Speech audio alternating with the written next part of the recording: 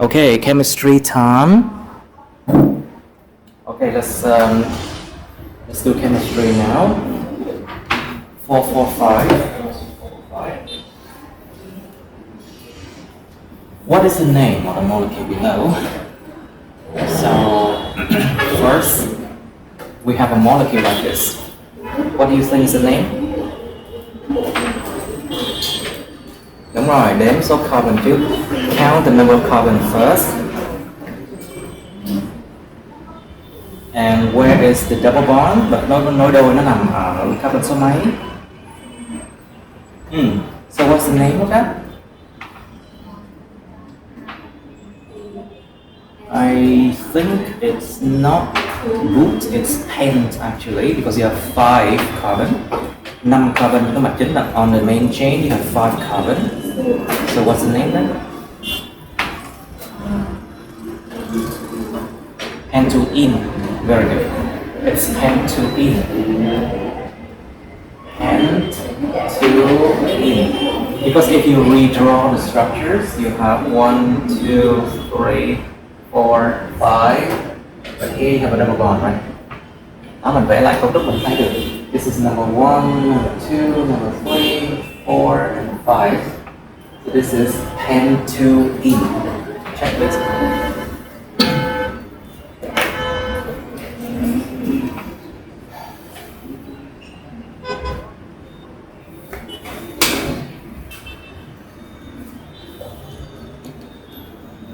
Pentoene, very good. Question 446. Which of the following statements is correct regarding group 1 elements excluding hydrogen? Những câu nào sau đây là đúng liên quan đến nguyên tố nhóm 1 loại trừ hydrogen ra? A. The oxidation number of group 1 element usually decreases in most reactions. Số oxy hóa của những nguyên tố nhóm 1 thường giảm ở phần đông các phản ứng. So let's maybe take an example. Group 1 element, like some sodium, reacting with, let's say, water. So sodium 0 become this one, sodium plus 1, right? So in this case, it increases. And in other cases, why does the oxidation number increases? Tại sao số oxy hóa nó lại tăng lên? What do you think? Nhóm 1 có cái gì ở ngoài cùng? Yes, group 1 element has 1 electron on its outermost shell. So what does it mean? It's likely to give away the electrons. When you lose an electron, you lose a negative thing, and it means your oxidation number will increase. Khi mình cho đi một electron, mình mất đi một cái phần mà nó âm, cho nên mình sẽ trở nên dương hơn, tức là số oxy hóa sẽ tăng. So A is wrong. Number 2, reactivity decreases as you progress down group 1. Tính phản ứng nó giảm khi mà mình đi xuống nhóm 1.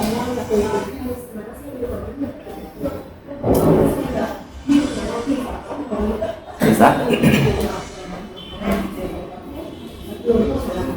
As you go down group 1, does it increase reactivity?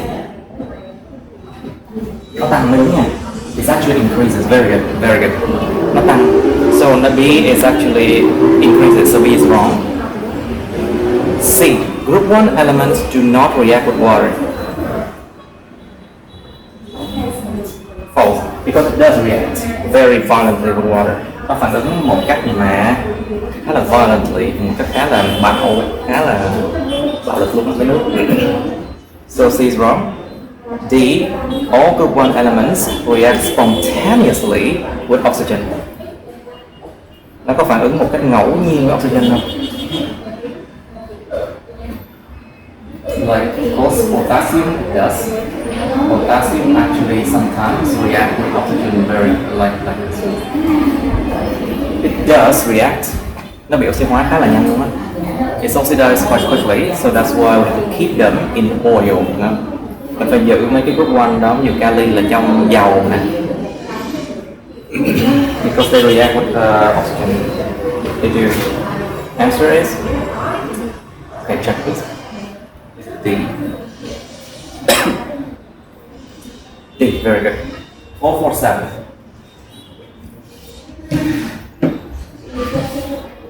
Which of following statements about electrolysis are correct? Những câu nào sau đây về electrolysis? Electrolysis. So we know what lysis means. It means break down. Electrolysis means điện nạc và phân hủy. What is that? Phân hủy dưới tác động của điện. What is that? Phân hủy dưới tác động của dòng điện. What is that? Điện phân. So it's điện phân. So breakdown with the help of electricity is electrolysis. Điện phân. Câu này sẽ là về điện phân là đúng nè. One, a cathode attracts negatively charged ions. Một cái cathode thì nó hấp dẫn những cái ion âm. Cathode là cực âm, anode là cực dương ấy. So cathode is a negative side, and anode is the positive one. So what does it mean? It attracts positive ion, not negative. Tức là nó sẽ hấp dẫn những cái ion dương không phải âm. Tại vì dấu trừ nó sẽ hấp dẫn dấu cộng, right? Because negative will attract positive. Number 2, atoms are reduced at the anode. Những cái nguyên tử nó bị khử ở cái anode.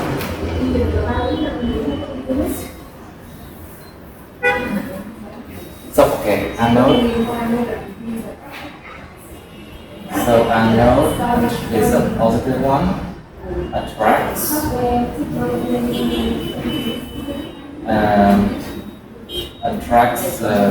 an ion, ion âm. So let's say that these things, when it happens there, actually with the anodes will take away one electron from it.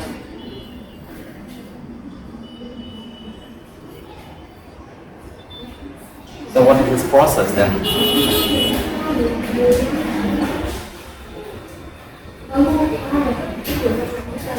Sorry?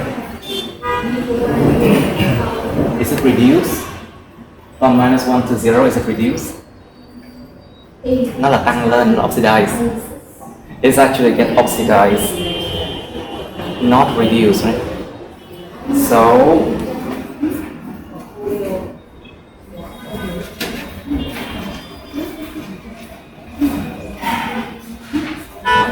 number 2 is false.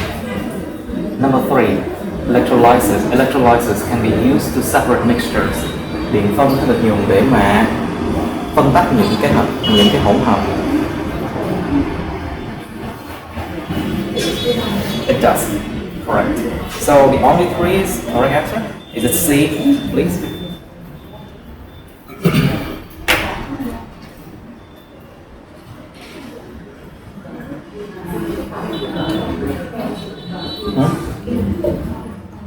None of the above. Okay, let's see why number 3 is not good answer. Bây giờ hỏi tại sao câu 3 không phải là câu trả đúng nè. Electrolysis can be used to separate mixtures. Well, what is mixture? Mixture là gì? Hỗn hợp. Nó là hỗn hợp chứ không phải là trong dung dịch nha. Hỗn hợp tức là khi mình trộn những cái thứ nào đó với nhau. Well, it's when you mix things together but they don't exactly mix. in a solution. So you need to differentiate between mixture and solution. A solution is when you have a watery environment, môi trường có nước, and then you dissolve things in there. Mình hòa tan những thứ này thứ kia trong cái dung dịch đó. A mixture, on the other hand, can be a lot of things in there. But can electrolysis separate mixture? It doesn't. Thật sự là không nha. Tại vì sao? Tại vì thực sự nó chỉ dùng dòng điện để nó phân tách mọi thứ và nó biến độ hóa tính của nó thôi. Chứ thực sự mà nói nếu mà mixture, ví dụ như là bây giờ tôi cho mixture là copper sulfate and iron 2 sulfate for example, nó sẽ không thể nào mà nó tách được cái này. If you have mixture like this, it cannot separate them, right? Không tách được. Không tách được. Tại vì hai cái thứ nó quá giống nhau. Because these two are very similar, copper and iron. It will all undergo a reduction. But you cannot separate them. Cái copper với cái iron đó, từ số 2 xuống bằng 0. Fe từ 2 cộng 2 xuống 0, nó sẽ bị reduce, bị khử. Nhưng mà hai cái đó giống nhau á, mình sẽ không thể nào phân tách được nó. So number 3 is wrong. So that's why E, none of the above. Alright, 448.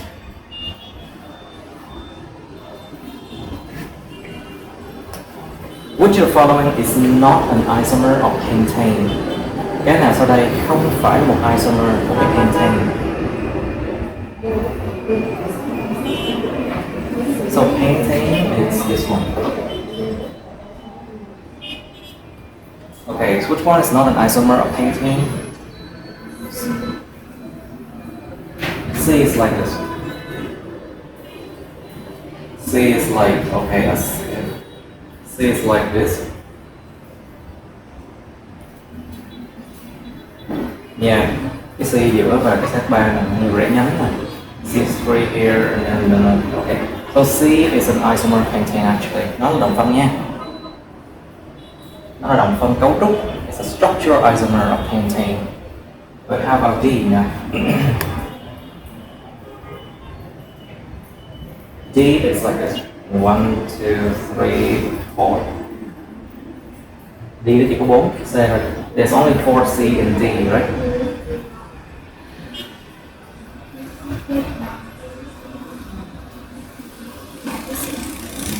Oh, we have 3 of them, right?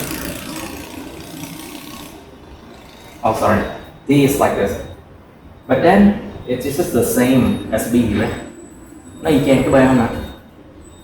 But B and D are basically pentane itself. Nó vốn là bản chất là pentane luôn. C is the isomer, yes. So E, how about E? E is like this. The middle C, and you have CH3 here, CH3 there, and then this one. And cái cuối cùng giống như này. The last one is like this. Yeah. Which is also an isomer, right? So all of them, which one is not an isomer? None of the above, right? Không có cái nào không phải isomer. Is it A?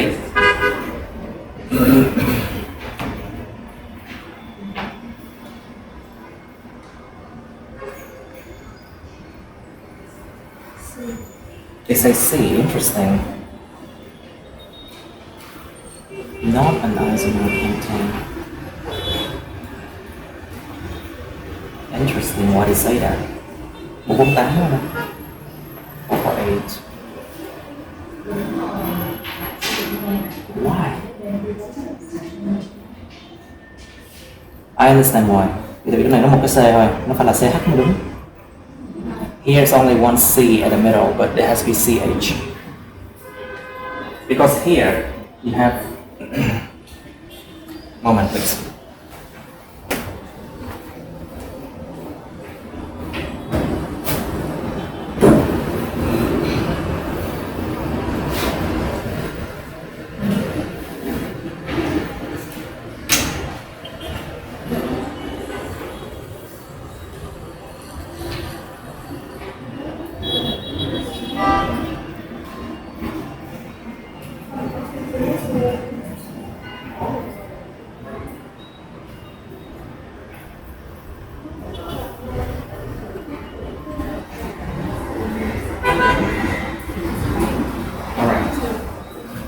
if you look at what's written in the book, you can see that this C should be CH, right? Cái C này là CH đúng nha. But here there's only one C written, so it's not an isomer. Cái câu này hơi bị tricky nha. This is a tricky question. You have to be careful. Look carefully. So C, it's an answer. Câu này hơi bị tricky. 449. Choose the option which balances the following reaction. Chọn cái tùy chọn mà nó cân bằng cái phản ứng sau đây.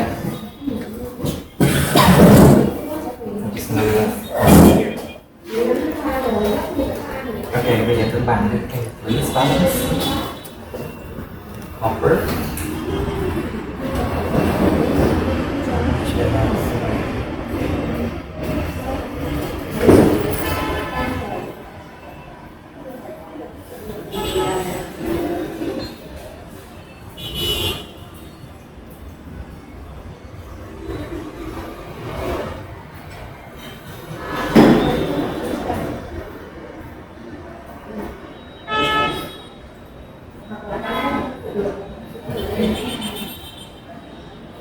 Just keep balancing.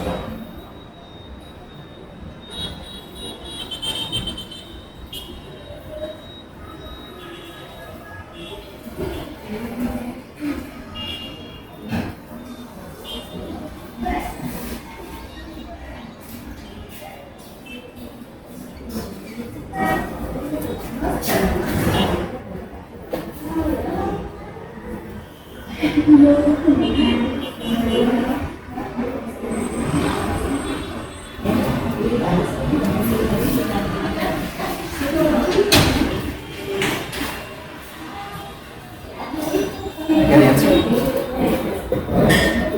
It's 3-8. It's 3-8. 3-2-4. E, very good. Get the answer, please. E. Question 450.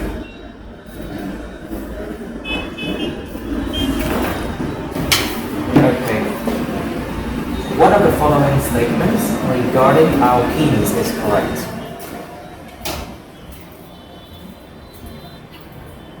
Cái nào sau đây liên quan đến alkenes là đúng. So alkenes, basically, you know alkenes has one double bond, right?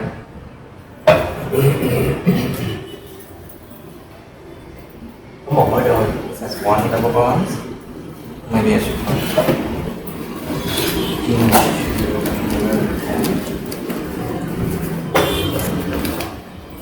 It has one double bond, isn't it? Một mối đôi has one double bond. Okay, A. Alkenes are an inorganic homologous series. Remember the word homologous, right? Homo and log. What is homo? The same. Homologous, đồng dạng. So alkenes are an inorganic homologous series. Alkene là những cái sâu chuỗi đồng dạng vô cơ. Is it inorganic? No, it's organic, so A is wrong. B. Alkenes always have 3 times as many hydrogen atoms as they do carbon atoms. Alkenes luôn luôn có gấp 3 lần nhiều hơn số hydrogen so với lại cái số lượng carbon. Okay, so alkenes are CnH2n, right? So what does it mean? Có 2 lần thôi ha. So the number of C is only half of the number of H. So B is wrong. Very good. C. Bromine water là nước brom á, BR. Nước bromine water changes from clear to brown in the presence of an alkene. Nước brom biến đổi từ trong suốt thành ra màu nâu trong sự hiện diện của một alkene. So let's just say that.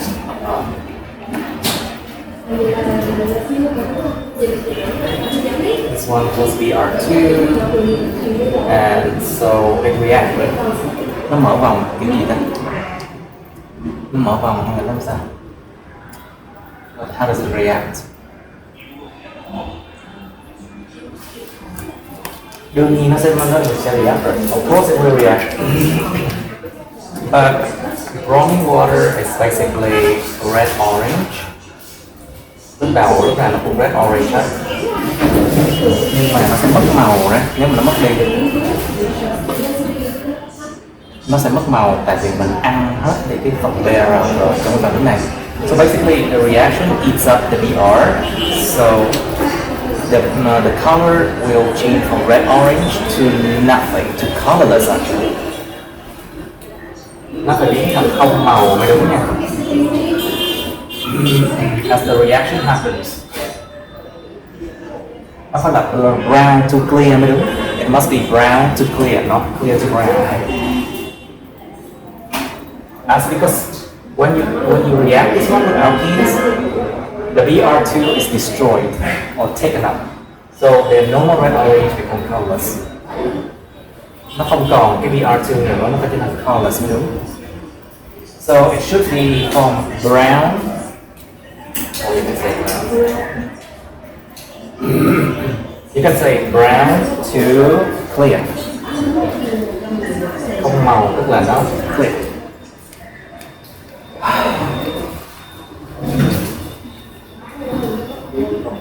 So C is false. Third, the alkenes are more reactive than alkanes because they are unsaturated.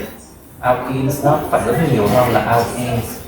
Nó có tính phản ứng tốt hơn alkanes bởi vì chúng là unsaturated, nó không no.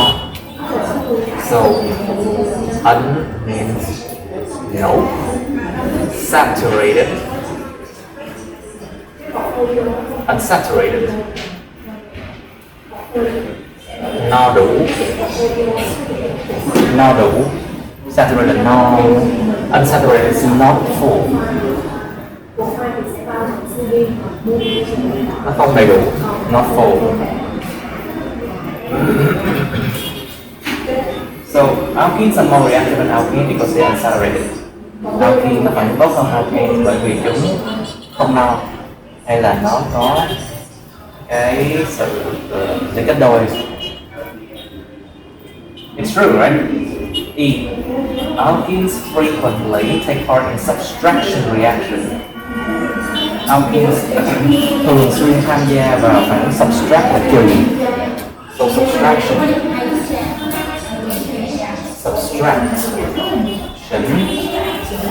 là trừ ra, còn cộng là addition. So we have subtraction and addition. Cộng vào. So when you add something to another thing, that is addition. Đưa hai cái cộng với nhau là addition. Subtraction means like you are doing the opposite. Một thứ thành hai thứ, one thing become two, that's subtraction, I think. Alkenes frequently take part in subtraction reaction. Nó phải ứng cộng mới đúng chứ. Alkenes frequently take part in addition but not subtraction, so E is wrong. So the answer is D. Check this. D. Very good. Question 451. Which of the following statements is correct regarding group 17? Nhóm 17. Well, group 17 is just the other way to say group 7A. Nhóm 17 thực sự một cách khác hơn để nói về những halogen 7A. Group 17. How we call it 7A. Halogens. A. All group 17 elements are electrophilic and therefore form negatively charged ions.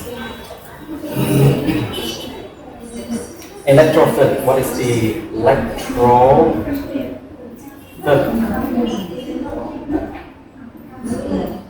What is phil? Phil. Hydrophilic.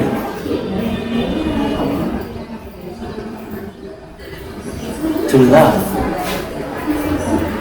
Yêu đấy. Yêu electron tức là yêu cái âm. If they love the electron, it means you are attracting negative things. So what does it mean? Nó có hấp dẫn electron không? So let's take the case of chlorine. Do they attract electrons to become Cl-? Does it happen?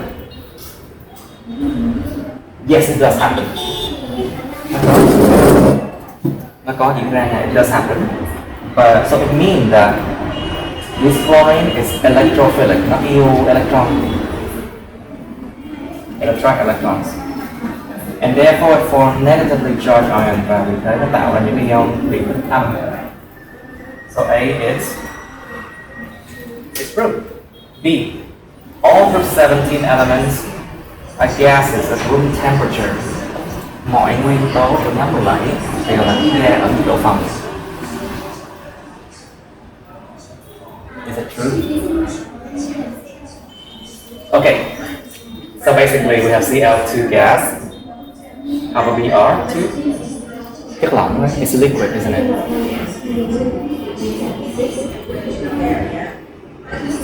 How about iodine? Nó vốn là chất rắn có thể thăng hoa được. Basically it's solid, but it can sublime, thăng hoa được. Can sublime meaning it turn from solid to gas very quickly. So B is và tất cả đều là gas không? Ở nhiệt độ phòng không? It's not all gases at room temperature.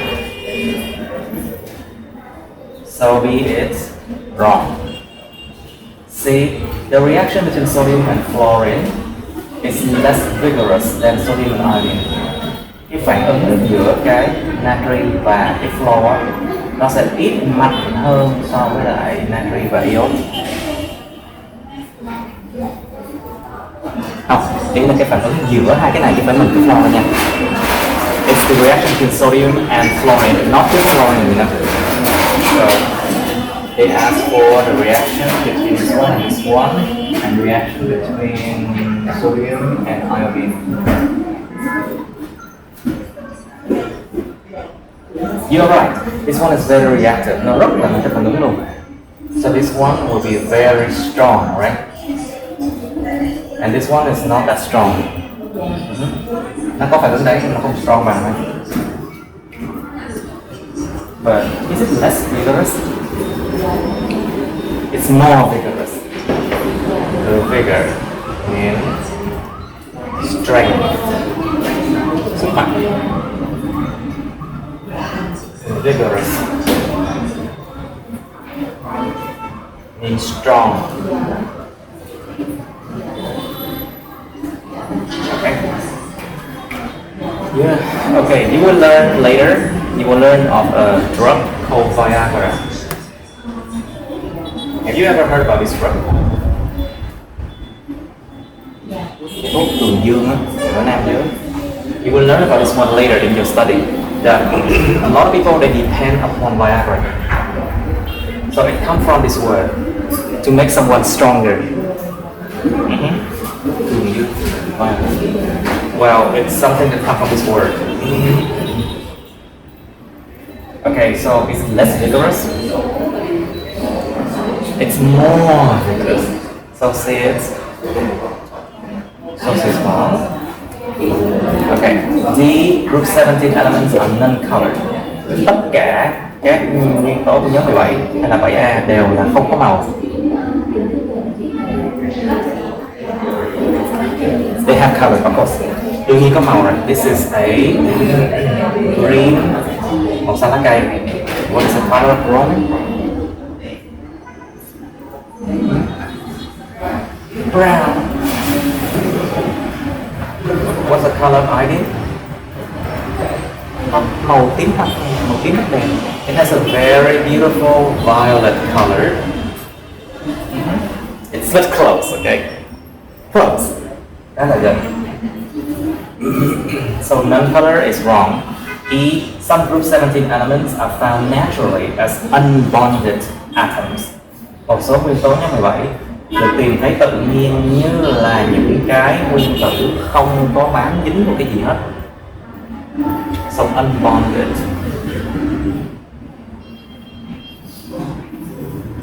Không có liên kết.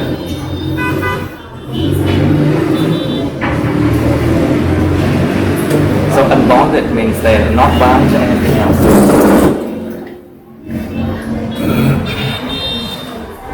Okay. Một số nguyên tố có nhóm 17 được tìm thấy tự nhiên những nguyên tử không có liên kết cái gì hết. Well, of course they are bonded to something else. Nó không phải khí hiếm. It's not normal gases, so they are bonded. They always bonded to something. Nó luôn có bond với cái gì đó. Chứ nó không phải khí hiếm, cho nên là nó sẽ luôn bonded với cái gì đó. It's not normal gases, so they would always bond with something else. But can you found something like a Cl alone? Mình có tìm thấy được cái CL một mình, hoặc là Br một mình, hoặc là Y một mình không? Khó lắm không? In nature, you cannot find like Cl alone, Br alone, or I alone. So what does it mean? What is E then?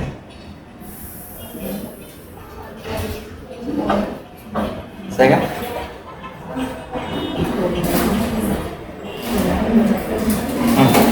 They are often in compound. Nó thường là hợp chất. They are often in compound. Okay. So E is. Okay. So the answer is. Okay, check please. Okay, A không? Very good. Okay, let's move on to 452. Can you read it?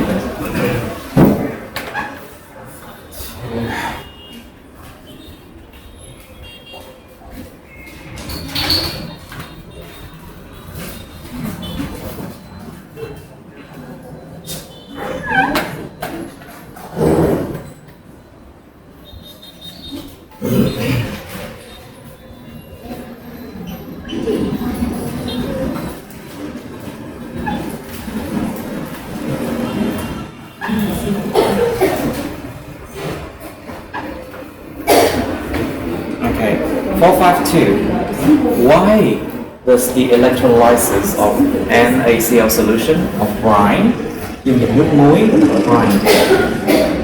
So when you have a solid solution of NaCl, it is called brine. Dùng dịch nước muối là brine.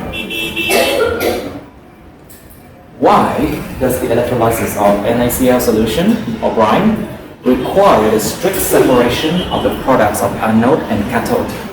Tại sao biện phân của dung dịch NaCl, nước muối, yêu cầu phải có sự phân tách rất là kỹ càng giữa những sản phẩm trên cái anode và cái cathode?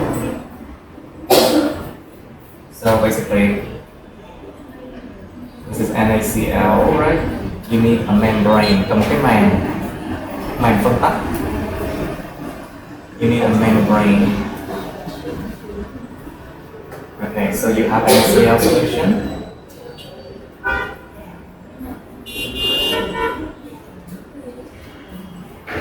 Okay, let's just say this is anode. And this is cathode. Okay, and now you have NaCl solution. Okay, so what happened at the anode? What happened at the anode? They attract negative ions, right? Nó hấp dẫn cái ion âm. So NaCl, it will become Cl minus and Na plus ion.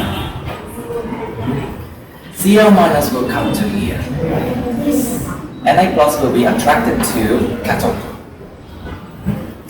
So what happens here is that Cl minus will give away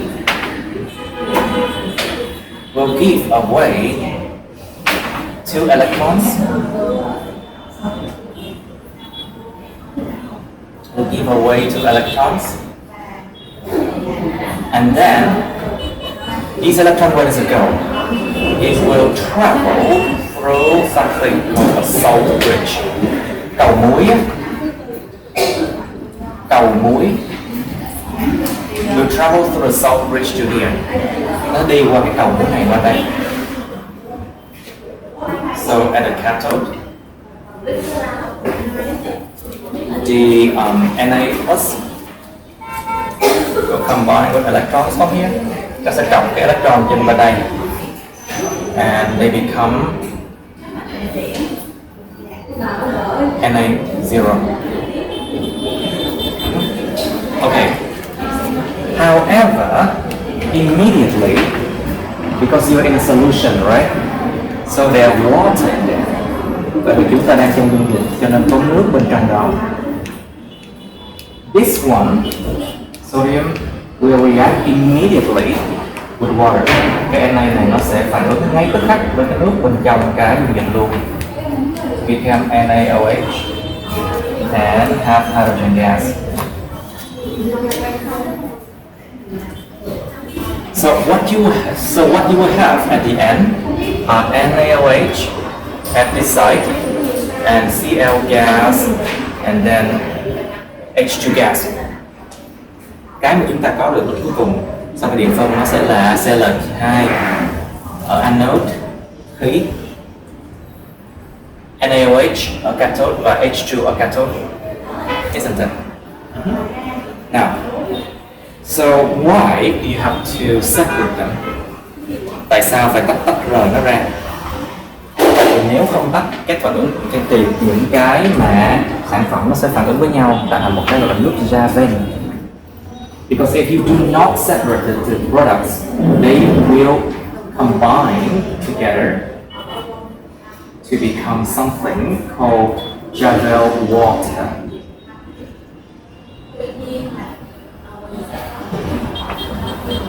And then something else, I think. This is called Javel water. Nước Javel hay còn gọi là tẩy, bleach or Javel water. Okay, so let's go back to the question now. Bây giờ quay lại câu hỏi nha.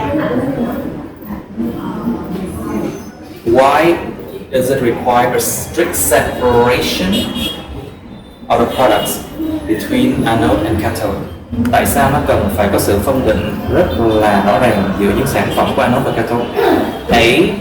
To prevent the preferential discharge of ions. You know the word prefer, right? Thích hơn.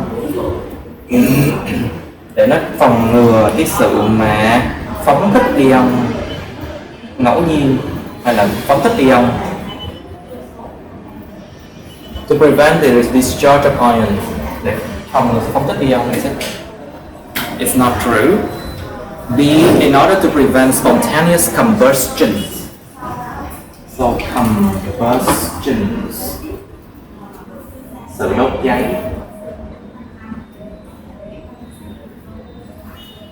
Để phòng ngừa sự đốt cháy ngẫu nhiên, spontaneous combustion. Spontaneous means random, ngẫu nhiên. Để phòng ngừa sự đốt cháy ngẫu nhiên. No, it doesn't combust. Không có đốt cháy đâu. So B is wrong. C. In order to prevent production of H2, sản sinh H2. It's not true because you cannot prevent H2 from being formed. Mình không thể phòng ngừa cái chuyện H2 nó tạo thành được. So C is wrong. D. In order to prevent the formation of HCl, để phòng ngừa cái sự tạo thành của HCl.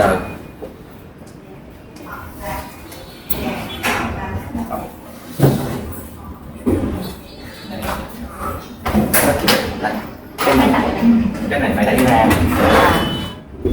nó luôn luôn có mấy cái khớp vậy đó, mình phải đẩy ra xong mới đi vô được. Yeah.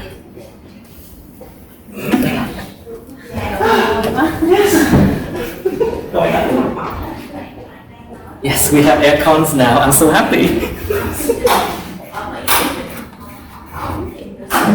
Em sáng văn cho em vừa bản làng. Okay, anyway.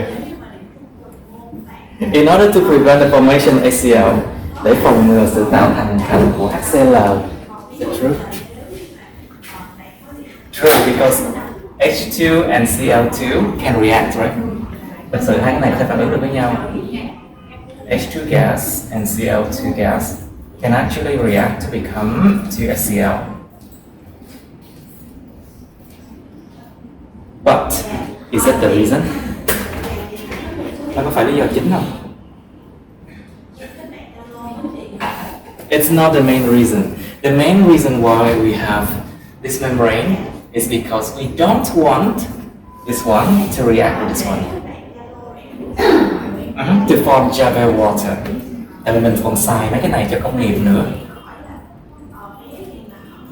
Lý do chính để tại sao không phải có phân tách là tại vì không muốn Cl2 và NaOH phản ứng với nhau thôi. So D, even though it sounds correct, but we don't know. Mặc dù D có vẻ đúng nhưng mà chúng ta không biết được tại sao, không biết được có đúng hay không, không biết có đúng là câu trả lời không. E, in order to avoid CO poisoning, để phòng ngừa ngộ độc khí CO. Ngộ độc khí CO. There's even no CO form, so E is wrong. So what is the answer? Is it D? Try it, please. Thật sự là cái vụ mà phân tách này để tránh những cái sản phẩm nó phản ứng với nhau thôi. Thì để tách ra được mình dùng cho công nghiệp được mấy cái đó. Còn nếu mà mình không có màng ngăn á, thì tất cả cái này nó sẽ phản ứng tùm lum với nhau hết. Without the membrane separation, all the products will react with each other, and you don't want that. D, right? Good. Question 453.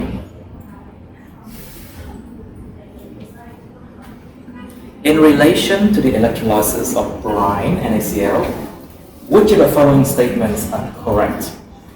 Liên quan đến sự điện phân của dung dịch muối, nước muối NaCl. Những câu nào sau đây là đúng? Number 1. Electrolysis results in the production of hydrogen and chlorine gas. Điện phân dẫn tới sự sản sinh của khí H2 và khí Cl2.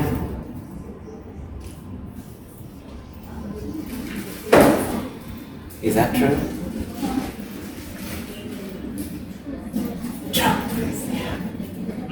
Đúng. Number 2. Electrolysis results in the production of sodium hydroxide. Điện phân dẫn tới sự sản sinh ra NaOH, sodium hydroxide. Good. Number 2 is good. Number 3. Hydrogen gas is released at the anode and chlorine gas is released at the cathode. Khí H2 được thả ra ở cái anode. No, it's wrong. And okay, it's the other way. Nó phải là cái ngược lại mới đúng. So 1 and 2, right? Is it D?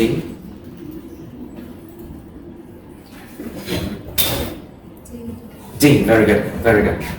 It's D.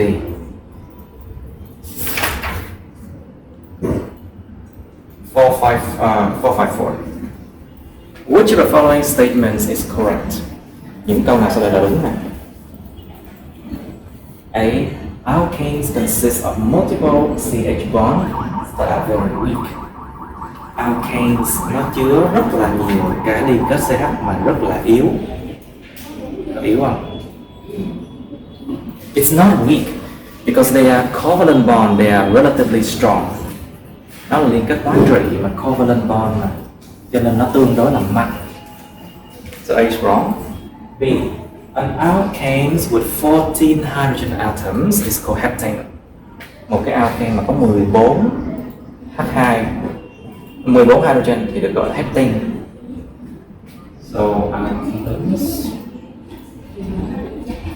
alkane is CN, H2N plus 2. But if this one is 14, so you should have C. How much? Okay. 6, very good. Đúng rồi, C6. Is it called heptane? What's it called? It's called hexane, not heptane. Very good. Rất tốt. So D is wrong. C.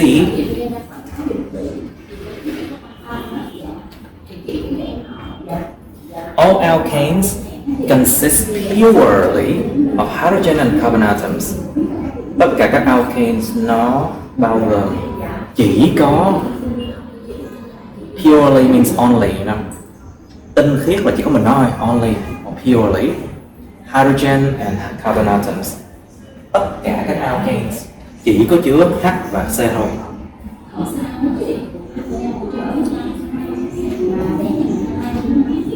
True, because this formula C is correct.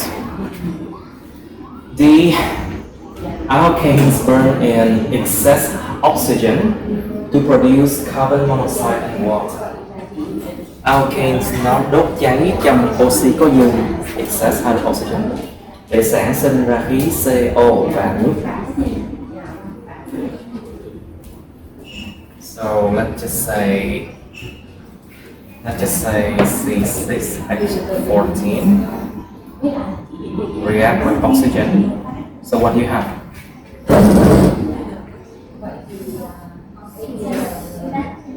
This one is excess. Có dư. Cái gì hữu cơ đốt cháy ra? CO2 và nước. Everything organic, when you burn it, it will become CO2 and water. So, do they produce CO? Nó chỉ sản sinh CO khi nào mà không đủ oxygen thôi.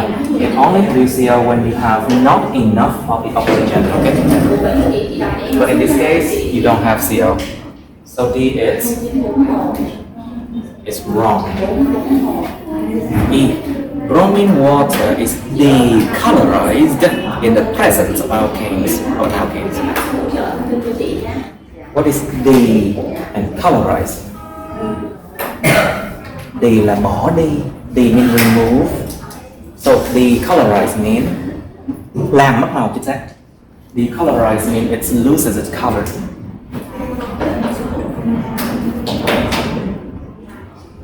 Remove, colorize. Decolorize, mất màu.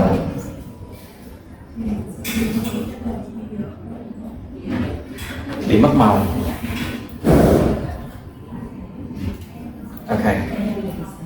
Bromine water is decolorized in the presence of alkanes. Nước brom bị mất màu trong sự hiện diện của một alkanes.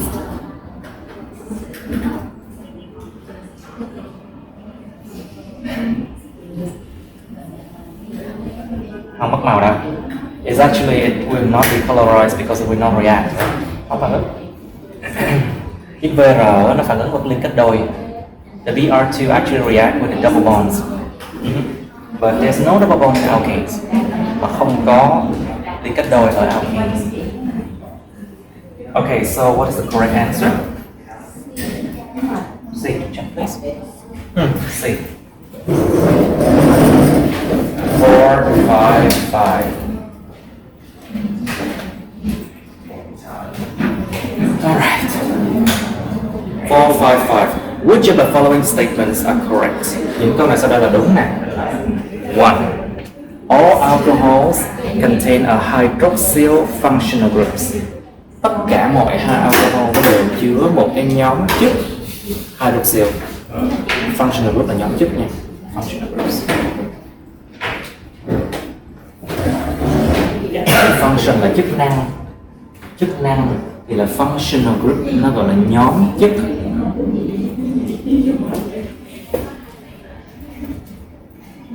Nhóm chức năng ấy. Functional groups. All alcohol contain hydroxyl functional groups. Tất cả mọi chất cồn alcohol đều chứa một nhóm chất OH. True. Number 2, alcohols are highly soluble in water. Những cái chất cồn nó đều là có tính tan cao trong nước. Highly soluble.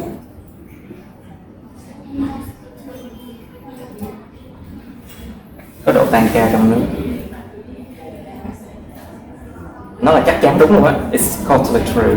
Em có dạng trộn cồn với nước chưa? Trộn tỷ lệ nào nó cũng tan hết. If you mix alcohol with water in any ratio, bất kỳ tỷ lệ nào, any ratio, it will mix.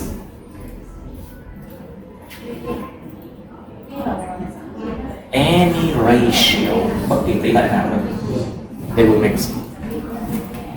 So number 2 is true. Number 3, alcohols are sometimes used as biofuel. Bio là sinh sống, fuel là nhiên liệu.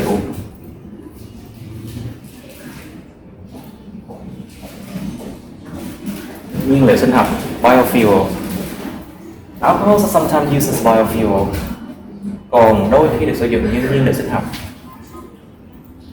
True. Có nha.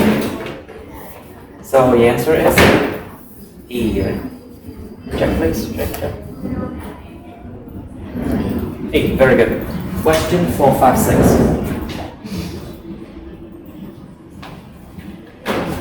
Which row of the table below is correct? Hàng nào bên dưới là đúng. So we have the word reduce là khử, giảm hay khử. So reduce, giảm, nhưng mà trong hóa học nghĩa là khử. In chemistry, reduce means something different. So we have the word reducible. Có thể khử được. Reducible. Khử, có thể khử được. Khử là làm sao? You remember what is reduction?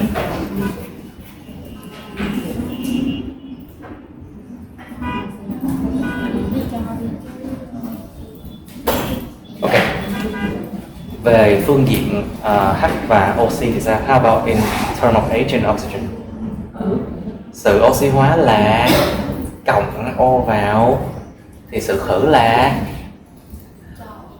cho O hoặc là cộng H. So reduction means like accepting hydrogen or giving away oxygen. Very good. Okay, so let's look at this one now. We have reducible hydrocarbon and non-reducible hydrocarbons. Chúng ta có hydrocarbon mà khử được và những hydrocarbon không khử được. Non-reducible means you cannot add H2 into it. Không khử được tức là mình không thể cộng H2 vô được.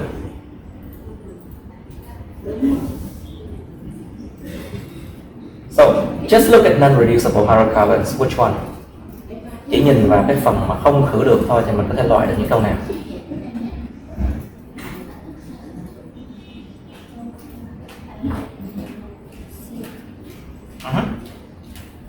If it's non-reducible, it means you cannot add H2, so it means it's alkanes, right? Nếu mà không khử được tức là nó không thể cộng H2, tức là nó là alkanes, tức là CN là H2 cộng 2. So it's 2CN H2N plus 2, right? So A and C are wrong. Okay, loại được hai câu đấy. And then what else do we have here? Okay, let's look at reducible hydrocarbon at the right side. Bây giờ nhìn bên phải. Cái nào khử được? Which one can add H plus?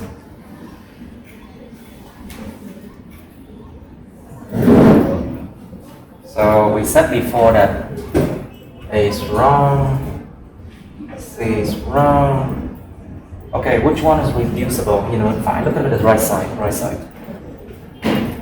Cái nào cộng H2 được? Which one can plus H2?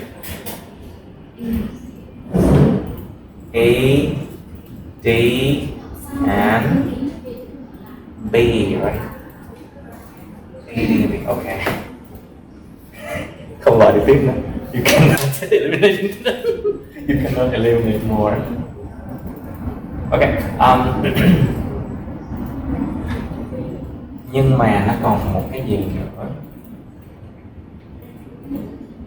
Bây giờ nhìn cái chỗ saturated and unsaturated.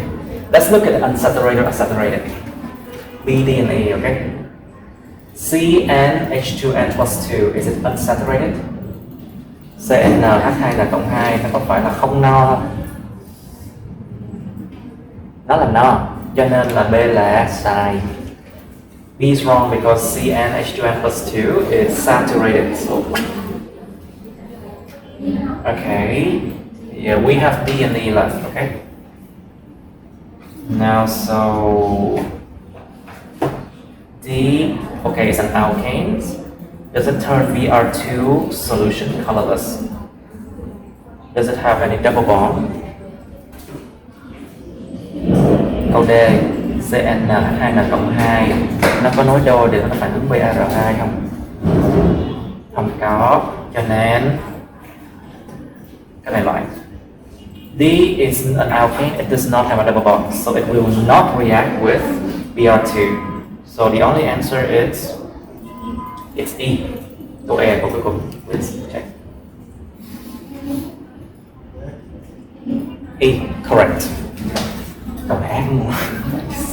This is actually easy. Okay, question 457.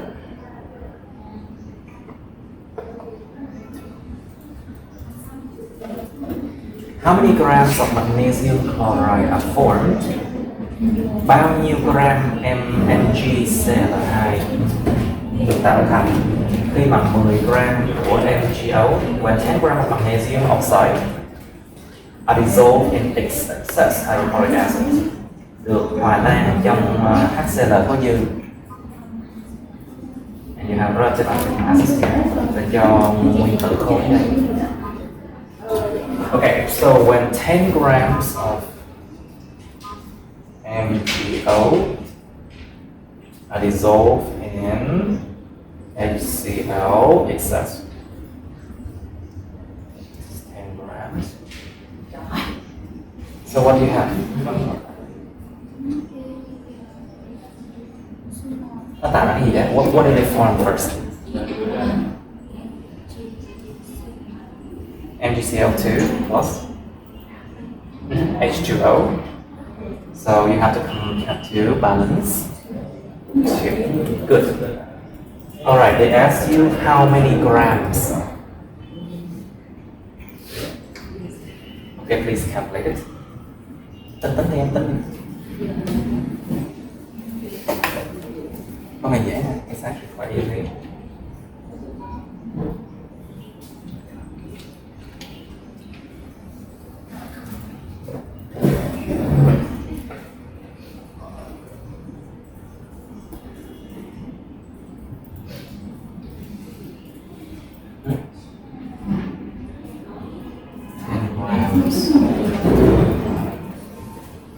MgS24 60.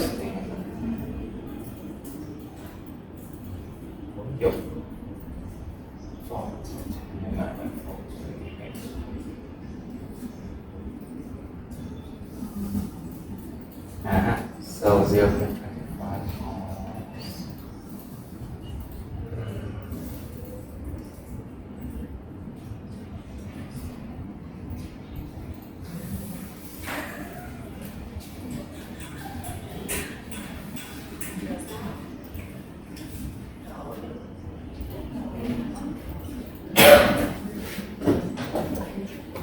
71 plus 24 is like 95.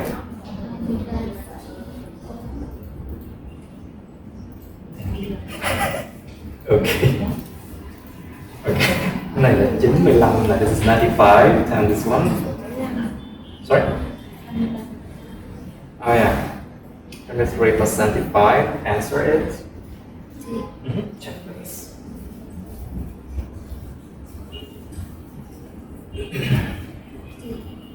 Correct. Okay, question 458.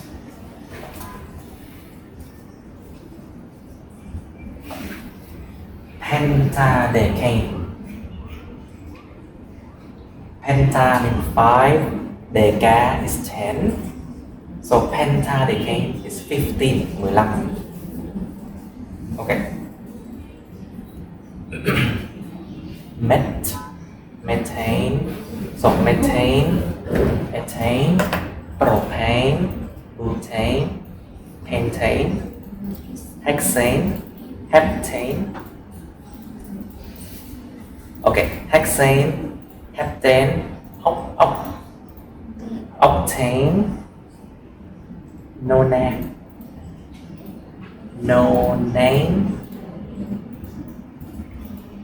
decane. 11 là okay, 11 is metadecane, etadecane, propadecane, butadecane, and pentadecane is 15. Okay. It's fine. Okay, this is a molecular formula C15H32. Which your following statement is true? Những câu nào sau đây là đúng này? A. Pentadecane has a lower boiling point than pentane.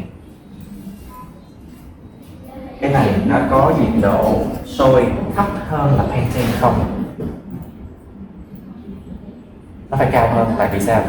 Nó bự hơn, tức là cái liên kết liên phân tử của nó sẽ nhiều hơn, thì suy ra được nó cần nhiều năng lượng hơn để mà chuyển thể nó, để phá vỡ liên kết giữa các phân tử nó. So pentadecane is much bigger than pentane. So the interactions between the molecules will be stronger. So it means you need more energy to change the state of that. So it means it has a higher boiling point than pentane. A is wrong. Go as a sign. B. Pentadecane is more flammable than pentane. You know the word flame, right? Flame is the same as fire. So flammable, dễ cháy.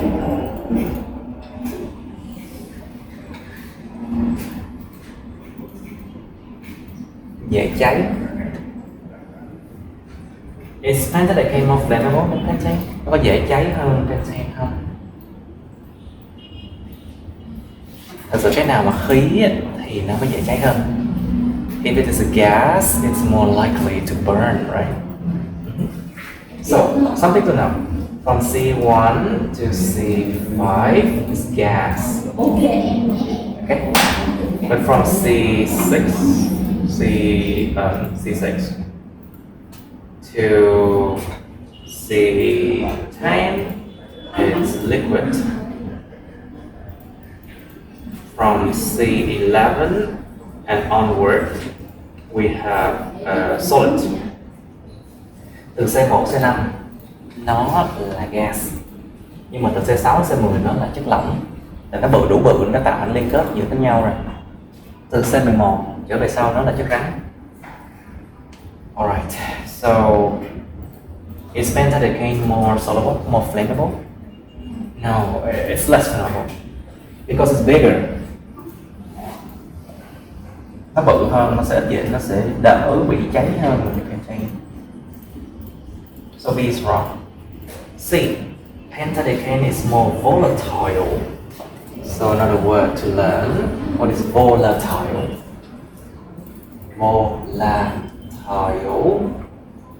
Volatiles means easy to become a gas. Dễ thành chất khí.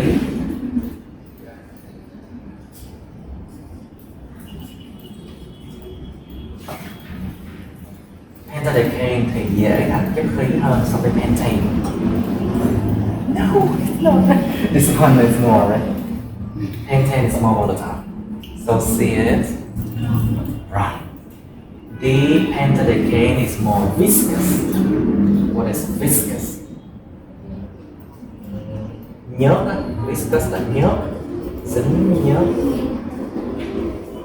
Sticky. So the common term is sticky. Because giấy dính dính. It's more sticky than pentane. Nó có dễ dính nhớt hơn là pentane. Thứ nhất là ok, bây giờ nếu mà cái phần tử lượng nó lớn á, thì nó sẽ dính vào cái bề mặt của một cái gì đó để chứa nó chảy sẽ khó hơn. So if it's a bigger molecule, it sticks to the surface of the container and it flow harder than the others. Like for example, honey.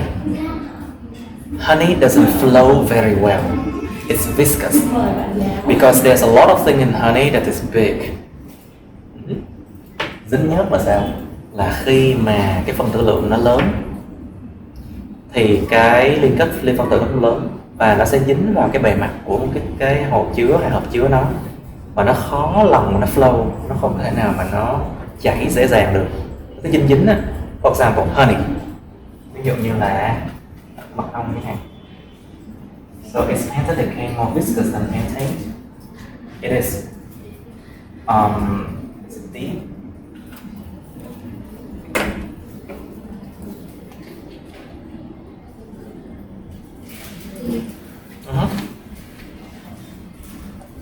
Good. Okay, now please look at 459. Please look at that while I erase the board, please.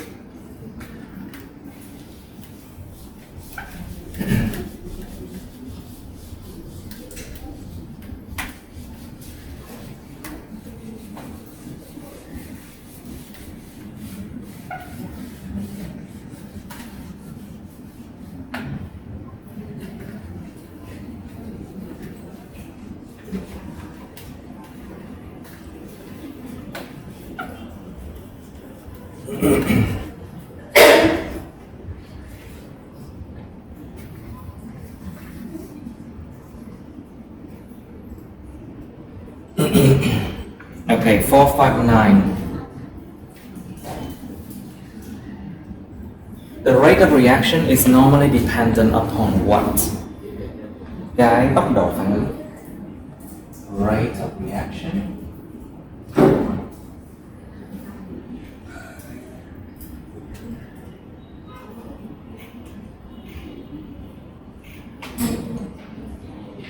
Cái tốc độ phản ứng nó bình thường nó phụ thuộc vào cái gì? A, number one, the temperature, nhiệt độ. It is, yes. Number one is correct. Number two, the concentration of reactants, nồng độ của chất phản ứng.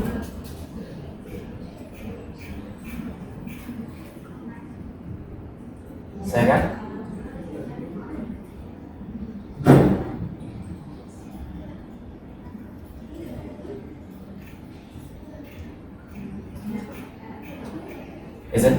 is it the concentration of reactant?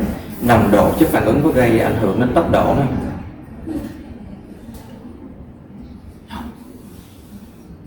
Nó cũng giống như là như nào?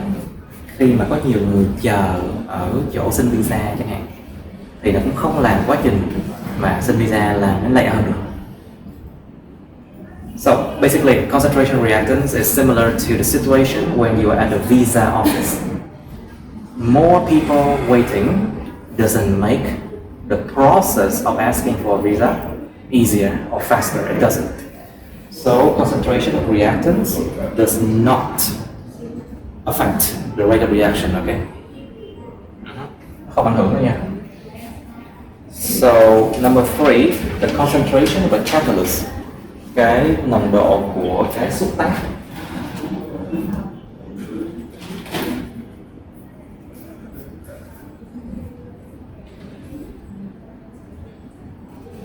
Chất xúc tác. Nồng độ chất xúc tác, the concentration of the catalyst.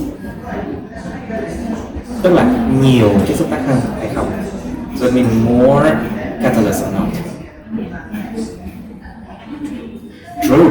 It's actually true because you have more catalyst, the reaction happen easier.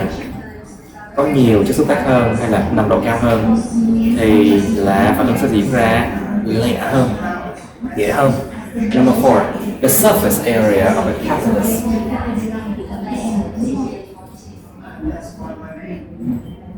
The surface area nó gọi là diện tích bề mặt.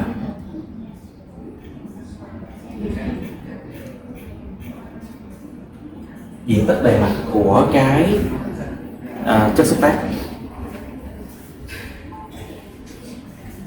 True, because the surface area is where the reaction is catalyzed.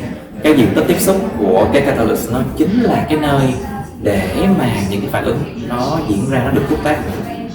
So nếu mà cái diện tích tiếp xúc nó mà lớn hơn thì phản ứng sẽ diễn ra lẹ hơn, nhanh hơn. Of course, surface area of catalyst is very important because the more surface area, the more the reactants can meet each other and being catalyzed. Okay, so the answer is sorry? 1, 3, 4. Okay, check please.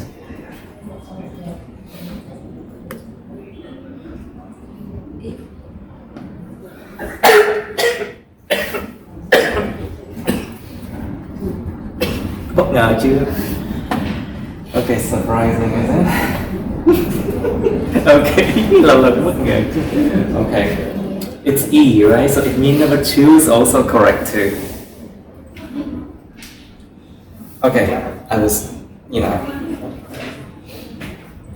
there's something I missed. Có một cái gì mình quên. So rate of reaction, em có học về tốc độ phản ứng nó có là bậc 1, bậc 0, bậc 1, bậc 2 đúng không?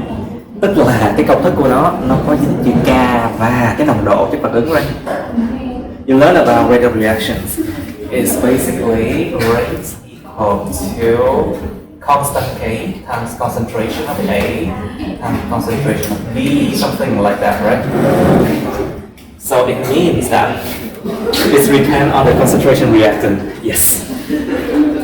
Sorry, I made a mistake. Oh, sorry. So it depends on the concentration reactant as well. Mà nó tùy vào cái tịch phản ứng nha. Có một số cái nó không thì nó không phụ thuộc vào nhé. Tại vì nó không, nồng độ bằng không là bỏ luôn á. It depends on like is it 0 degree? Is it 0 degree? First degree bậc 1 or second degree 0 first or second degree reaction, right? 0 degree the rate of reaction doesn't change because you don't have this one, you don't have this one. First degree it depends on one thing. Second degree it depends on two things. Nó tùy vào cái bậc của phản ứng nữa. Bậc 0 thì nó cứ đều, nó không có thay đổi tốc độ. Bậc 1 nó phụ thuộc vào một cái, bậc 2 phụ thuộc vào hai cái, hoặc là bình phương của một cái nào đó. Alright, so 460. The equation below shows the complete combustion of a sample of unknown hydrocarbon in excess oxygen. Cái phương trình bên dưới nó chỉ ra được cái sự đốt cháy hoàn toàn nha, của một cái mẫu của một hydrocarbon không rõ là cái gì trong oxygen có dư. The product yielded, so the word yield, to yield, sản sinh ra. So it's the same as to produce, you know.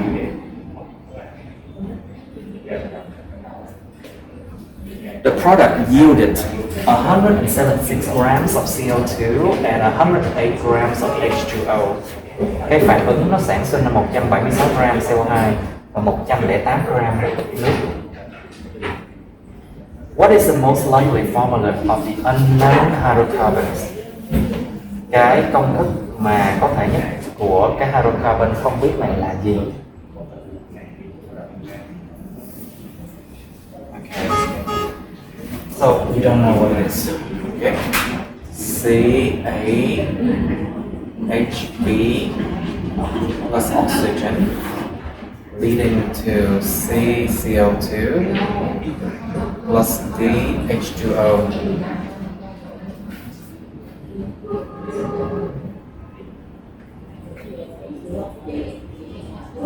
Ok. Bây giờ biết là this one is excess, ok. Cái này có dư, tức là không liên quan. Okay, we have to determine the moles of CO2 and water. Xác định mol của hai cái nào? Moles CO2.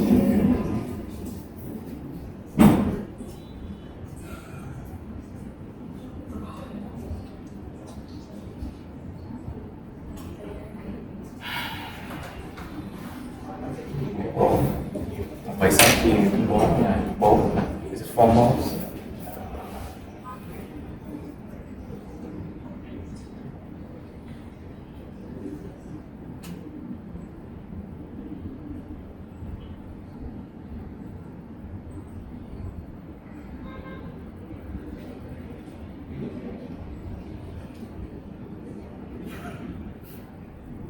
Six.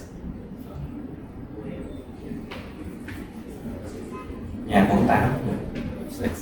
Okay, so we have 4 mole of this one and we have 6 mole of this one then. Okay. Nó cũng bằng cái số mol của C có sẵn trong cái này luôn. It's also equal to the mole of carbon inside of this one and basically the mole of hydrogen inside this one is double that, right? Có gấp đôi thế này. It's 12 mole. So what does it do now? So we have a ratio. Chúng ta sẽ có một cái tỷ lệ là 4/12, tức là 1/3 đấy. So we have a ratio 1 to 3 between C and H. Okay, let's look at the answer now. We can eliminate A and answer E. Thì đáp án có loại là câu A, câu E đó. So what else can we say? Bây giờ thì còn cái gì khác không ta? Is there anything else we can use? Có gì khác mình xài được không ta?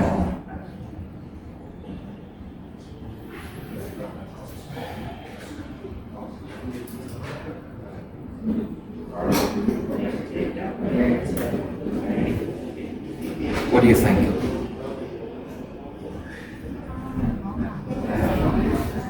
Yeah, nhưng mà mình sẽ cần cái phân tử lượng để tính được cái đó. But we will need, okay, if we have like, okay, so this one will be like CH3N. Yeah, this will be like this. But we will need the molar mass to find what is the N. How do we do this?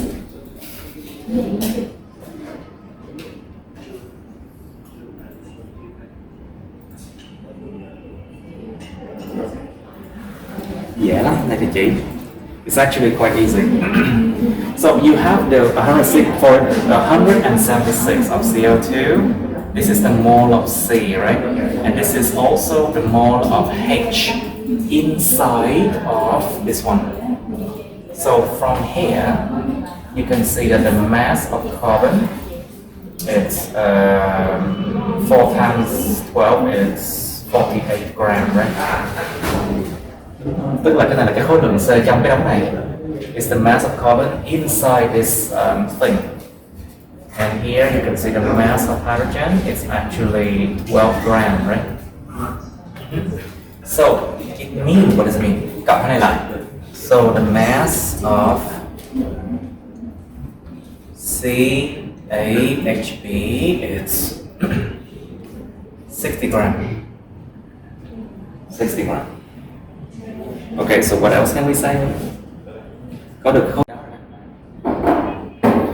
Okay, dựa vào định luật bảo toàn khối lượng.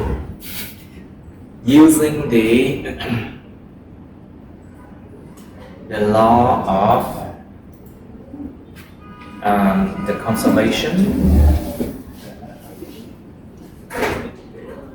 of mass, dựa vào định luật bảo toàn khối lượng thì sao? Tất cả mấy cái đằng sau cộng lại nó phải bằng với cái đằng trước cộng lại, right? all the reactants combined must be equal to the mass of the products combined. So mass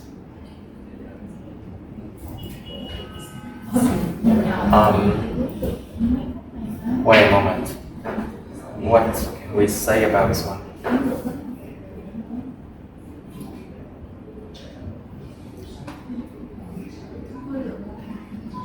Oh yeah, we can calculate the O2, but what is that supposed to help us?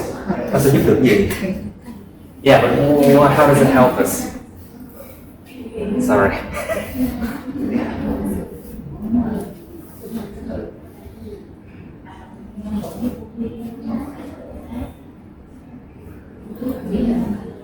Oh well.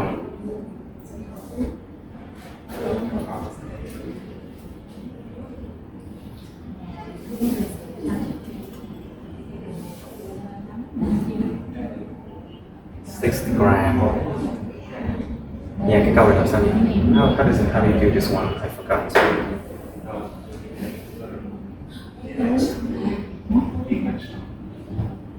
Oh yeah, let's just try it. The mass of oxygen is actually equal to 176 plus 108 minus this 60, right? How much is this one? Boom.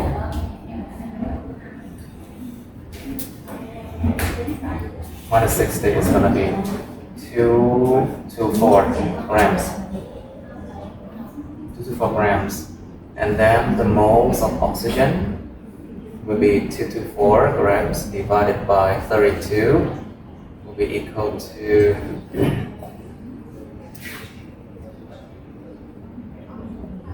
7, I think. Đúng rồi, đúng 7 mol đó. It's exactly 7 mol. Alright, 7 mol.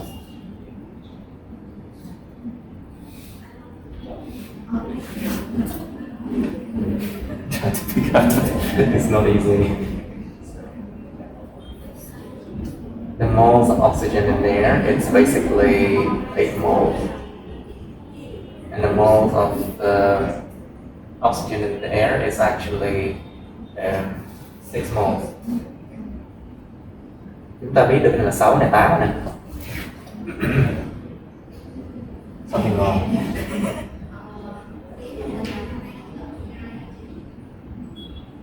Okay, let's just put this question aside, okay? Mình để cái này lại đi. Let's just put this question aside and then try not to do something that is too difficult now, I think.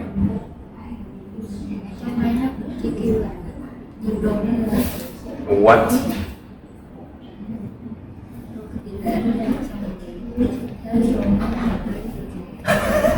Oh my god.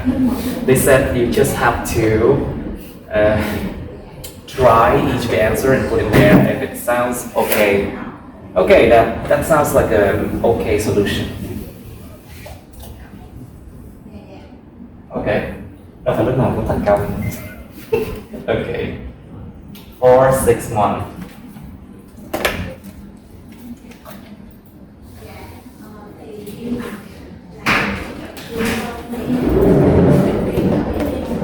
What type of reaction must ethanol undergo in order to be converted to ethylene oxide?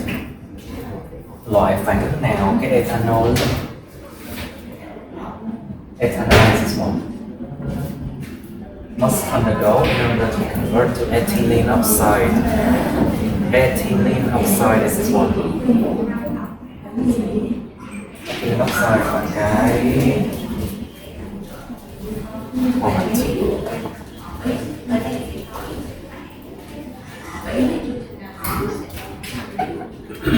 ethylene oxide, I remember this one. Nó là một cái chất mà rất không ổn định luôn á.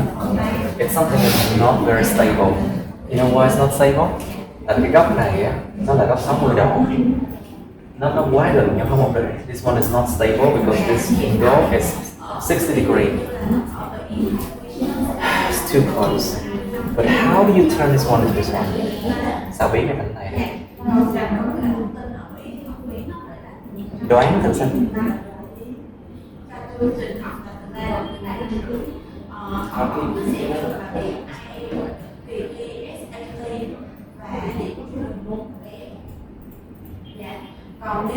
Okay, look at the number of carbon. It isn't change, right? Oxygen isn't change, right?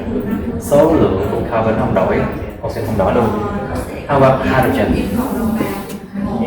It loses 2 hydrogen, isn't it? So what kind of reaction is this? Mất 2 H. In fact, loses 2 H is oxidation, isn't it? Check please. Is it oxidation? Hey, very good. Trừ H. Minus H is oxidation. Very good. Question 462. What values of A, B, and C balance the equation below? Đó, nó bây giờ nó hỏi là cân bằng thẳng bên dưới rồi.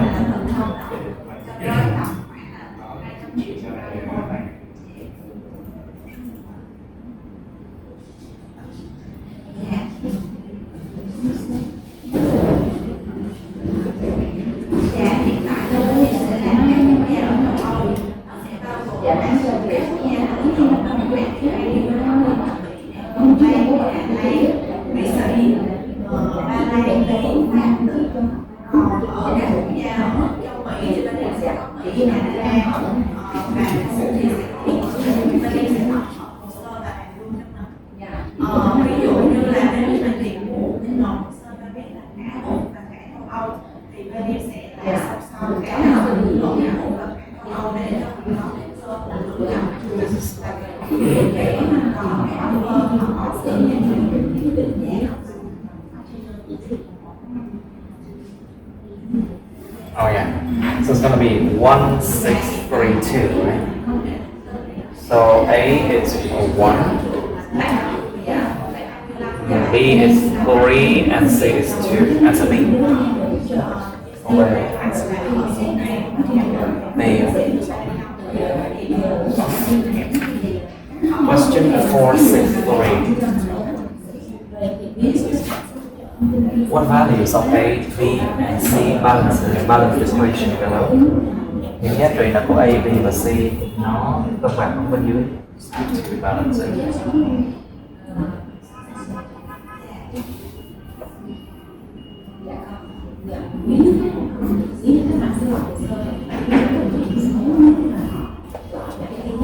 Cẩn thận, chúng ta có một số thử đây. In the redox reactions, we have to be careful.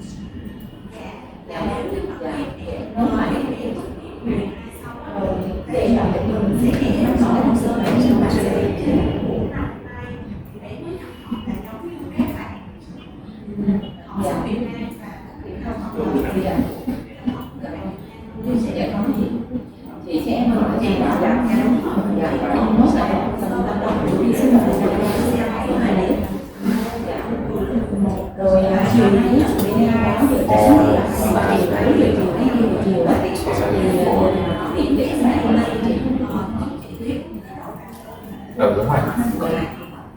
It's true. 4724, right? So A is 4, B is 2, and C is 4. Oh, A. Answer is A, isn't it?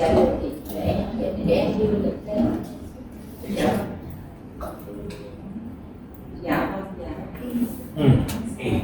Okay, question 464.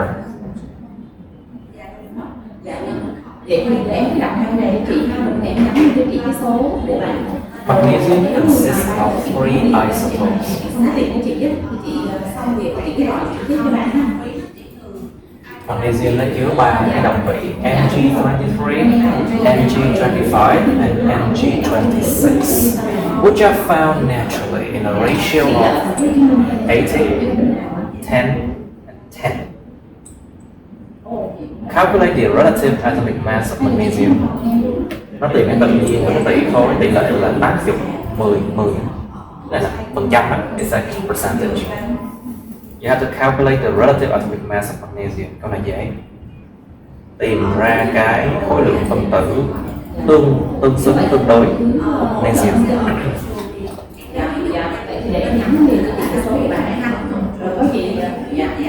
Let's say 8% 0.8 5 times 0.1 plus 26 times 0.1. How much is that? Tính ra không?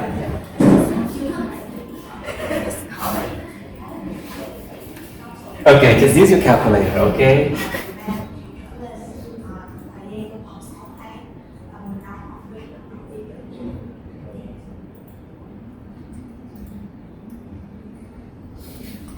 This is 2.5. 24 6 cộng 8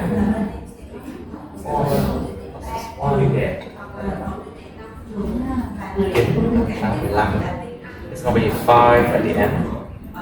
And remember 1, 2, 2, 4 plus 1 is 5, 5 plus 18 is 23. The answer is C. C. You don't need a calculator. You don't need calculator, yeah? C, correct. Okay, 4, 6, 5. Consider the 3 reactions. Thì chúng ta cân nhắc 3 cái phản ứng này đi. Okay, just look at that, please. Cứ nhìn cho đi xem.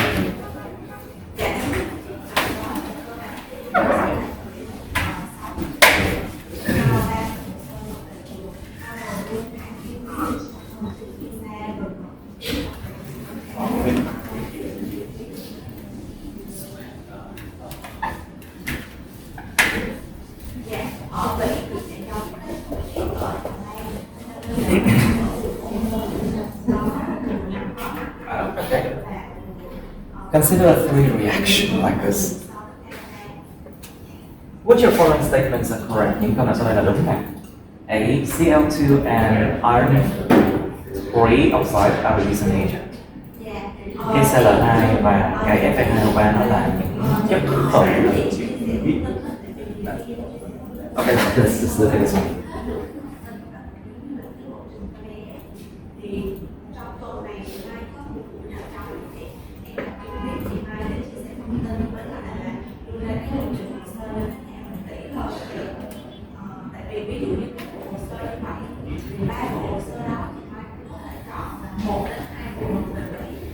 Okay, so first let's look at this one. 0 become -1. -1 become 0. Chất khử nó là cái chất mà bản chất của nó sẽ bị oxy hóa lên. Reducing agent itself will get oxidized. So you see, this one is it getting oxidized? Nó có bị oxy hóa lên không? It's not getting oxidized. So A is wrong for Cl2. Vì cái CL2 trên câu A là sai. Okay, let's look at. Okay, I'll write the third reaction here.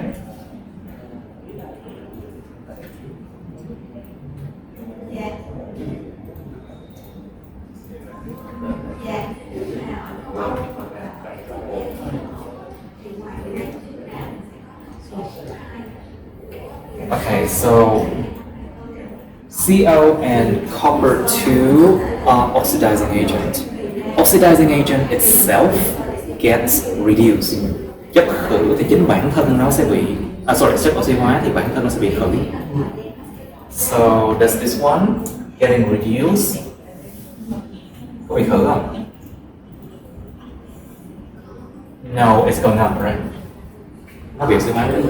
So CO is not an oxidizing agent because itself is getting oxidized here. So B is wrong. Okay, let's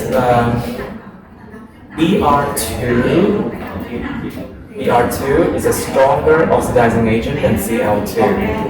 BR2 là một cái chất mà oxy hóa mạnh hơn là Cl2.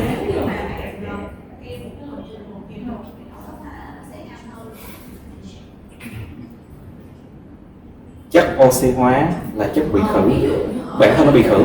Oxidizing agent itself is reduced, so yes, it's true, reduced. But does this one is a stronger oxidizing agent than the Cl2? No, it's not. It's a weaker one. That's why it's here.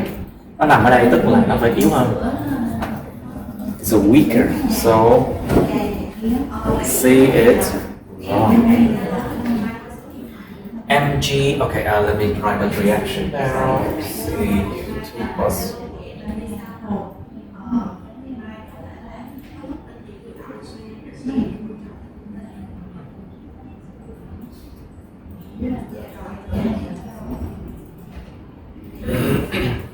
Mg is a stronger reducing agent than copper.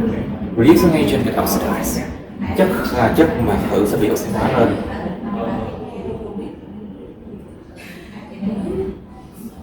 Yeah, it's get oxidized. Nhưng mà cái này có mạnh hơn, chất khử mạnh hơn là đồng không? Nó mạnh hơn nó mới đẩy cái đồng ra được. If it's stronger, it can kick the copper out of solution to become copper zero. So this is correct, right? D is correct. Okay, please check if D is correct. D, very good.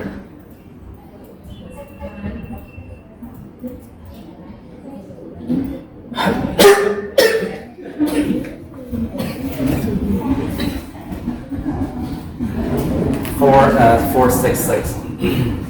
Which row best describe the properties of NaCl? Cái hàng nào miêu tả tốt nhất những tính chất của NaCl? Dung dịch nước muối có dẫn điện không? Is it conduct electricity? The brine. Có nha. Và Conan sẽ biết. If you have read Detective Conan, you know that NaCl solution conduct electricity. Okay. So it means cái này cái gì vậy ta? Tại sao nó lại có yes yes và yes no? I think something is amiss. Something strange with this question. Why is it yes no? I don't understand. Does it have a high melting point? Nó có cái nhiệt độ nóng chảy cao không? Sẽ là nó cao tại vì liên kết ion nó sẽ kết dính nhau rất là tốt. NaCl has an ionic bond, so it stick together very well. So melting point is high because it requires a lot of energy to break that bonding. Cần rất nhiều năng lượng để phá vỡ cái bonding của nó. So high. Is it soluble in water? Nó có tan trong nước không? Of course, yes. So it's câu A, câu C. It's only A or C, yeah. But I would say A is the right answer, I think. Can you check, please? Câu này kỳ sao đó? It's weird. This question. They say C, but why? I don't know. Cái câu nó rất là kỳ đúng không? Tại vì nó có cái gì đó nó thiếu thì nó mới có 4 cái lựa chọn như vậy. There's something missing in this question. That's why you have 4 options, yeah? I think.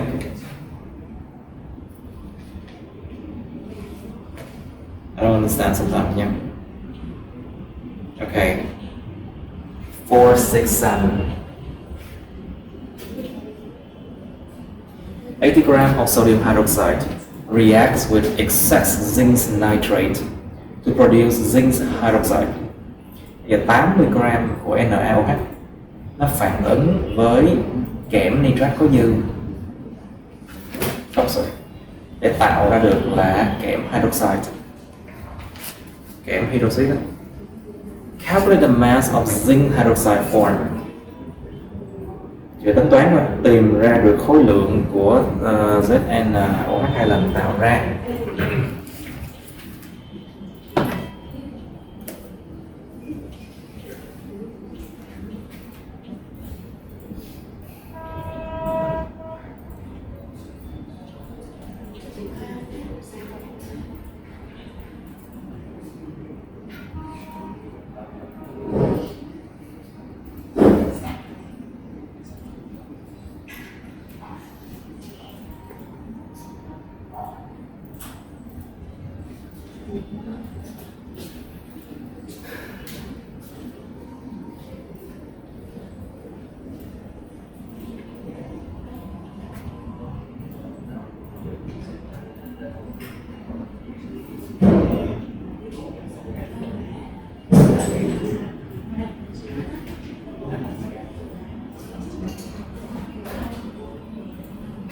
Mole is a 2 mole of NaOH.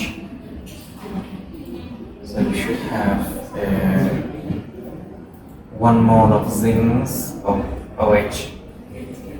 So basically the mass of zinc OH is 1 mole times zinc is 65, right? 65 plus 2 times of this is 17. 2 lần 17 cộng 65.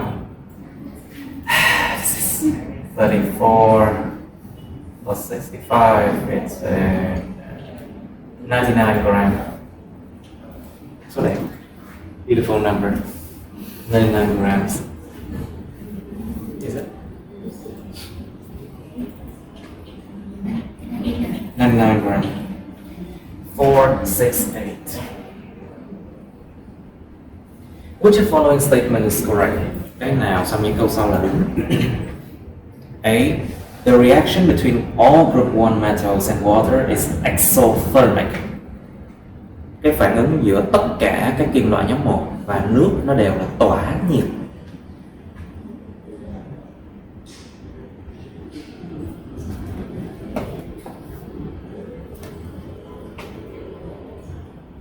Nhớ bỏ natri vô nước sao? Put sodium in water, just so does it exothermic? Is it exothermic? Có tỏa nhiệt ra môi trường bên ngoài không? Yes, it does release the heat to the environment. So A is correct. B. Sodium reacts less vigorously with water than potassium does. Natri phản ứng ít mạnh với nước hơn là kali. Natri phản ứng ít mạnh với nước hơn so với kali. True, because potassium when you put in water it explode immediately. Càng mà bỏ vô nước nó nổ cái đùng rất là kinh luôn á. Mà sodium nó chỉ chạy vòng vòng thôi. So B is correct. C. All group 1 metals react with water to produce elemental hydrogen. Tất cả các nhóm kim loại nhóm 1 nó phản ứng với nước để tạo ra được nguyên tố hydrogen. Nguyên tố hydrogen.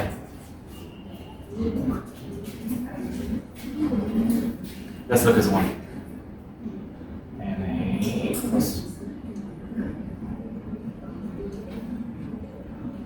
Thì thực sự là nó tạo ra được nguyên tố hydrogen thật đấy. It's actually true that you produce elemental hydrogen. Nhưng mà cái nguyên tố này sẽ ngay lập tức nó phản ứng với nhau. But these elements will immediately react with another one to become H2 gas, right? Thực sự cái này là đúng. Tại vì cái nguyên tố này á, nó sẽ ngay lập tức cái nguyên tử này nó sẽ tác dụng nguyên tử khác trong H2. So C is correct. D. All group 1 metals react with water to produce a metal hydroxide. tất cả kim loại nhóm 1 phản ứng với nước để sản sinh ra một cái hydroxit kim loại. True. Correct. So it's E is the answer.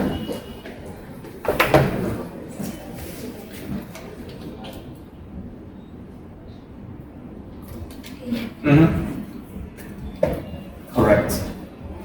I guess I have to check the camera from time to time, but it's good, I guess. Don't worry, I'll just increase the brightness in my video anyway.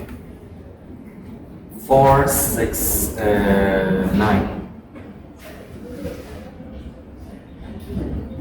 Which of the following statement is correct? Những câu nào sau đây là đúng? A. Sorry. Ủa 469 mà em. 4, 6, 9. Which of the following statement is correct? Câu nào đúng? A. NaCl can be separated using sieves. So a sieve, đi kéo dài nha. Sieve là cái rang. Người ta cái gọi là cái rang á, cái để mà giống như là, you know what a sieve is, right? Cái rang trong nhà bếp á, giống như mình ăn mì xong rồi mình muốn bỏ hết nước đi, thì bỏ cái rang xong đổ mì lên. So when you want to eat noodles and you want to remove all the water, you just put noodle in the sieve, all the water drains out. Mọi nước nó drains out, nó chảy ra hết. NaCl can be separated using sieve. NaCl có thể được phân tách sử dụng những cái rang. No, it's not right. It's not that easy. So A is wrong. B. CO2 can be separated using electrolysis. Có thể dùng điện phân để mà phân tách CO2. No, it's not. So C. Dyes in a sample of ink. What is a dye? A dye is basically thuốc nhuộm.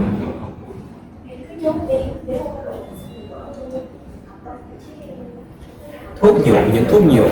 Dyes in a sample of ink can be separated using chromatography.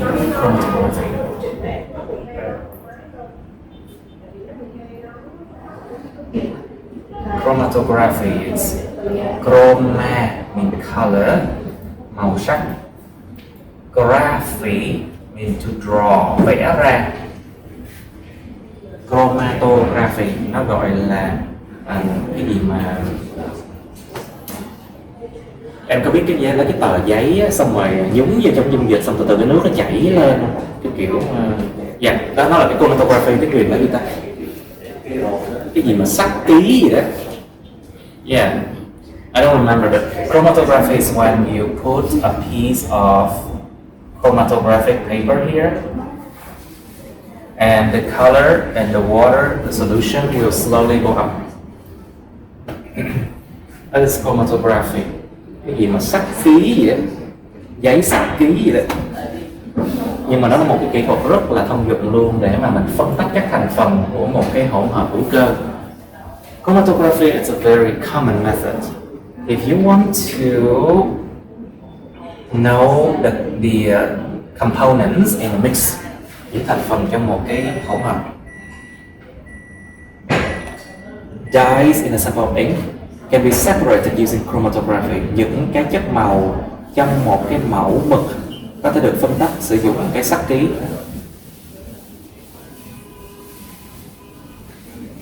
Đúng nha, it's actually true. Because you can separate the component in a mix. Có thể dùng để mà phân tách những thành phần trong một cái hỗn hợp bằng cách này. D. Oil and water can be separated using fractional distillation. Fraction là phân số, remember? Fractional phân số distillation.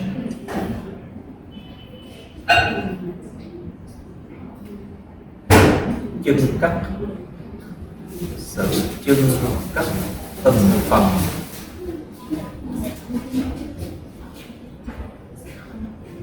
Chân cấp thực phẩm tức là sao?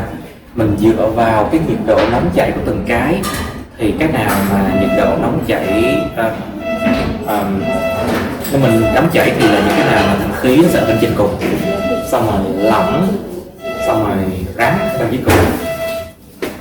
So fractional distillation is when you try to separate components, like for example petrol, dầu thô, crude oil.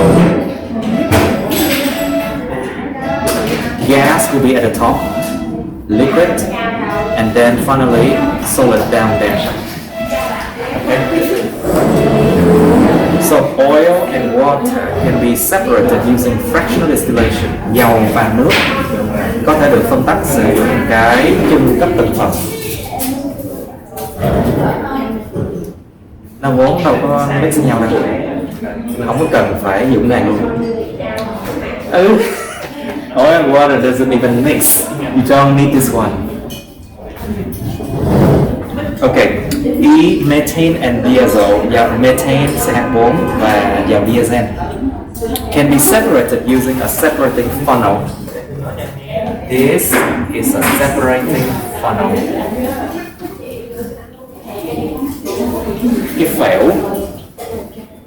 Cái phễu để mà phân tách nó gọi là cái separating funnel.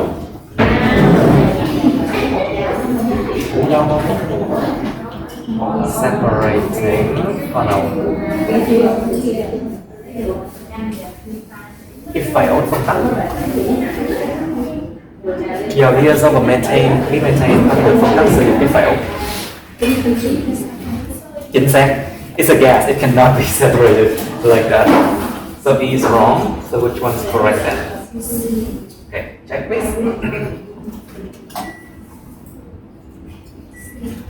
Correct. Okay, we can end here. Lần sau mình học quá thì là 470 nha. Right now, we will continue with 417 next time. Before now, thanks for watching and bye. Okay, that's the end of my videos. Please like, share this video with your friends, subscribe to my YouTube channel, and press on the bell button next to the subscribe button so you can get notified about my new uploads, okay? You can also press follow my Facebook, but please don't add me on Facebook as friends, okay? Cảm ơn các bạn đã theo dõi nha. Các bạn hãy nhấn vào like, chia sẻ video này bạn bè các bạn. Nhấn vào nút đăng ký kênh YouTube mình và nút cái chuông kế bên cạnh để đăng ký kênh đó, để mà các bạn sẽ được thông báo về những video mới nha. Các bạn cũng có thể nhấn vào nút theo dõi Facebook mình, nhưng nhớ đừng kết bạn Facebook mình nha. Thank you and see you. Bye.